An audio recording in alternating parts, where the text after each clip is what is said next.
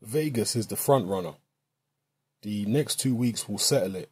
I believe Klitschko will do it if it's abroad. But I don't think he wants to box in Cardiff. I think he feels he's done that. He enjoyed it last time and he wants it to be a big event. I don't think a bit more money makes any difference to him. It could be Vegas, it could be Nigeria, but the logistics are much more straightforward with Vegas. If we don't fight him, it will be Pulev on October 28 in Cardiff. Those are the words of Eddie Hearn, the promoter of IBF and WBA Unified Heavyweight Champion Anthony Joshua.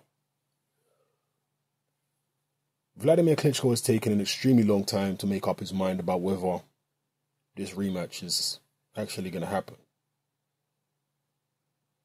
I remember one of the promotional representatives of K2 said that Klitschko was in two minds. Like, he'd speak to him one day. Tom Loeffler, sorry. Forgot his name for a second. Yeah, Tom Loeffler said he would speak to Klitschko one day and he'd be on the fight. Next day he'd speak to him and he'd be like, oh, I'm not sure I want to take it. So he's really in two minds about the fight. And as I said in a previous video, if you're a Klitschko fan, you need to be worried about that. You need to be worried about that. You can't go into a fight so conflicted. You need to be 100% sure about what you're going to do. But Klitschko's really conflicted, and I think that's a bad sign for him if the fight actually does go ahead. If it don't go ahead, we're going to get Joshua versus Kubrat Pulev on October 28 in Cardiff. I mean, they've got the exact date there for the Pulev fight, so they're putting there clearly.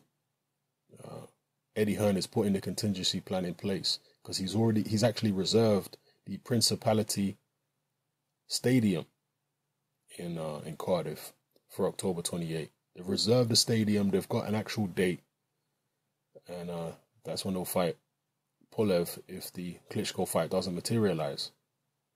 To be honest with you, as I've said previously, I think it'd be better if Klitschko does call it a day, retire, the rematch doesn't happen, or even if he don't retire, maybe go a different route.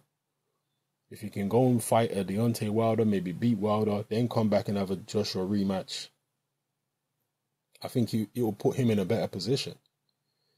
I think it would not only bolster his standing at the negotiating table, but it would reinvigorate him psychologically, knowing that he went and beat one of the other young lions. Okay, now I'm going to come back and give it a next crack against Joshua. So, I don't know. We'll see what happens. Let me know what you think in the comment section below, people. What would you like to see happen in this situation? Do you want to see the rematch? Do you hope the rematch happens? Or would you rather see Joshua move on from the Klitschko situation, fight his mandatory in Pulev, and then that opens the doors. If he beats Pulev, that opens the doors to unifications and whatnot in 2018. So let me know what you think in the comment section, people. Will this rematch happen? Won't it happen? Etc. etc. All right, it's happening. I'm out.